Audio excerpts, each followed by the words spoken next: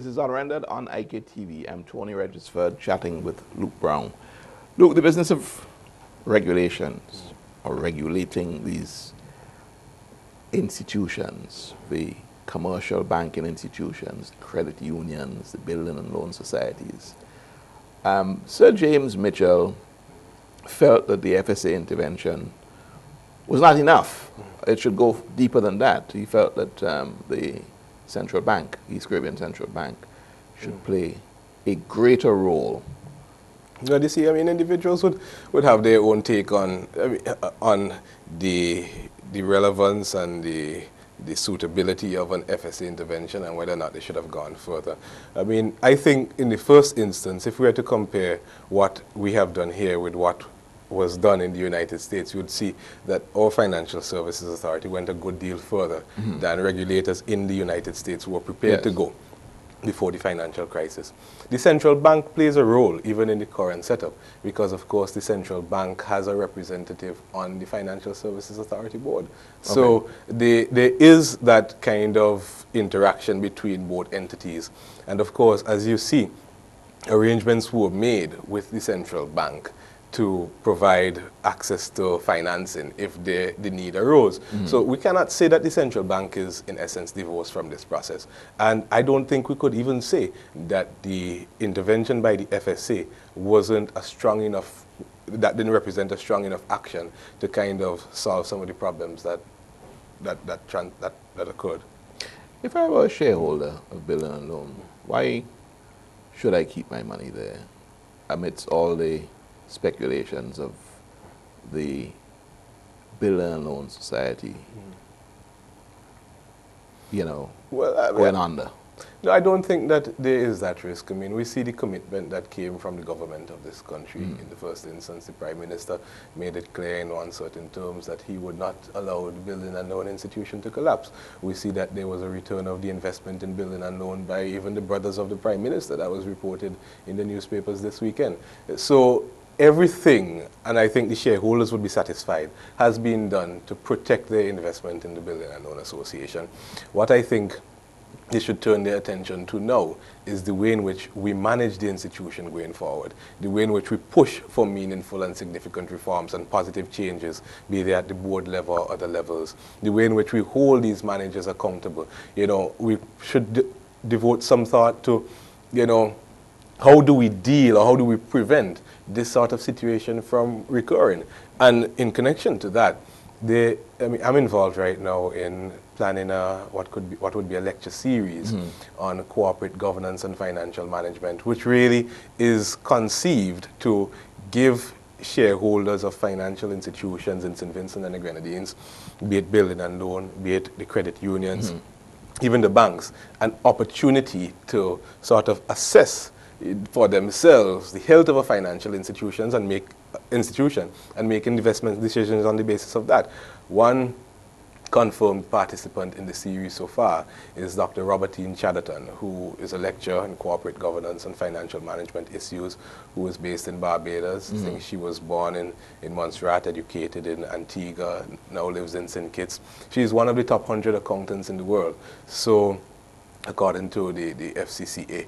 So I'm happy that she has agreed to participate in this series, and we are putting other things in place. This presents an opportunity more than anything else for national growth and for growth in financial awareness, and we intend for Vincentians to grow in that respect and to hold management accountable and for there to be more transparent operations in the future. I want to talk a bit more about the lecture series, but let me just bring on last couple of questions on Building and Loan, because I can't have you here and not ask you this.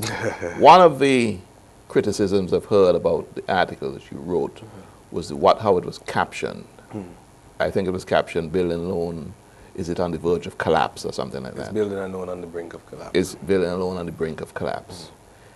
Would you accept, perhaps, that may have been a title that brought about panic in the minds of people and may have caused a further run on Building and Loan? I would like people to credit Vincentians with the ability to actually read the article rather than just looking at the title and making conclusions. I mean, the title, of course, was to... But the title is what draws the initial, it sets you up. So, I mean, it's almost a case as if you would...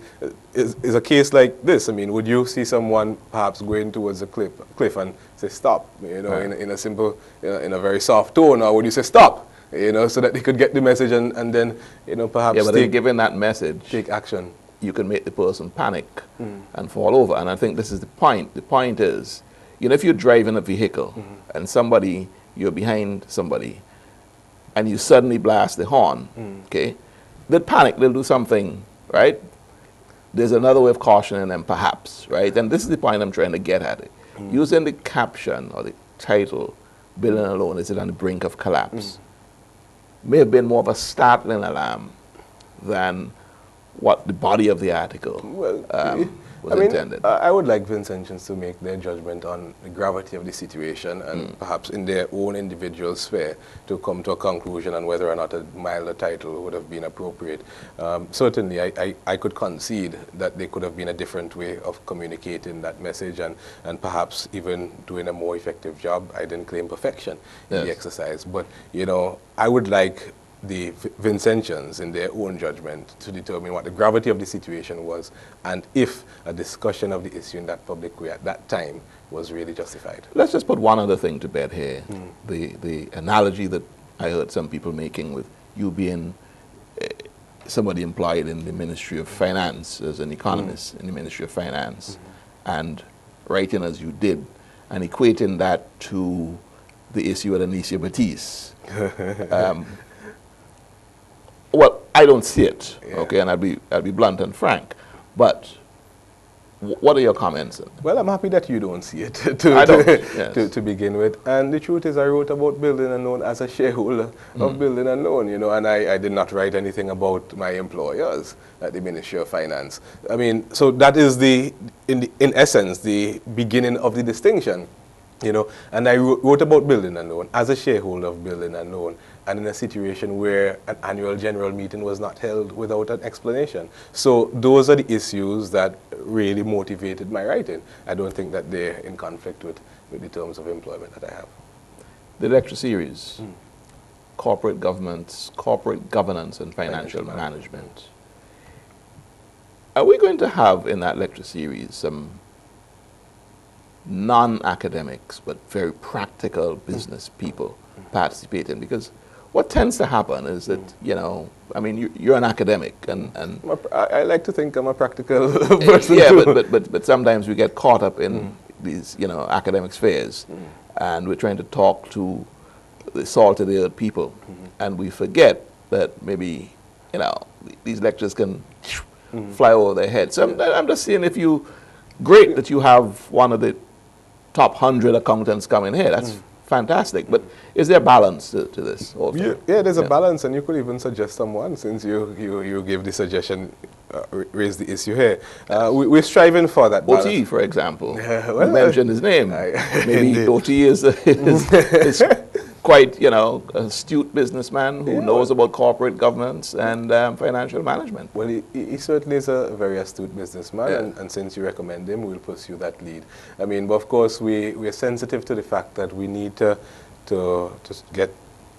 communicate with the shareholders, the 20,000 shareholders, who are not all of a particular kind. Well, I'm saying the 20,000 shareholders of Building Alone, but of course this really is beyond Building Alone and not restricted to Building Alone. It's in any people sense. Who are involved, you know, people who are in credit unions, people who are in friendly societies, you know. People who have savings in banks. Exactly. So, I mean, we're going to obviously try to get our message across to those individuals who don't come with any financial expertise per se, but who have a great deal of common sense and who in many instances are more sensible than some of our celebrated financial gurus. I wish you know, all the best with that lecture series. How soon is it going to start? Well, we're hoping to start after Easter. The details are not yet finalized. It's going to run for like what? Probably for about a month or so. Okay. Let's get on to this National Heroes Day. That just went, we're recording today Friday, it just went yesterday. Yes. And I noticed you were making a request, more than a request, Okay. for J.P. Eustace to be considered a national hero.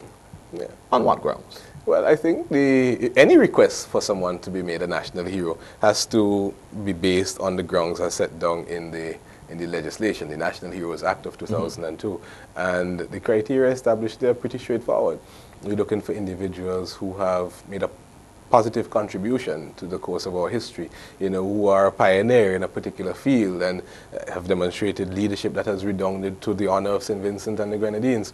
And when I think about the contribution that J.P. Eustace has made, I think that he satisfies this criteria. I mean, of course, there are other individuals who may be contenders as well for National Hero, and to name J.P. Eustace National Hero doesn't preclude the naming of another individual as National Hero.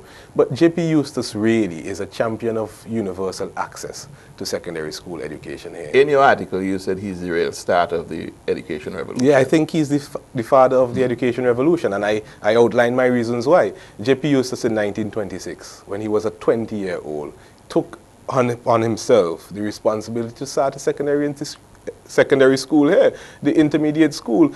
In 1926, there was only the high school and grammar school. Right, and this was elitist. Very elitist. You had a handful of students at all of these institutions, and the rest of the population was left out from education, from this sort of access. So the man who broke down those walls for the masses, who had a school that was open to individuals from every color, class, and creed in our country, is someone to be considered, especially where we have a government that is continuing the education revolution or has assumed responsibility for the education revolution.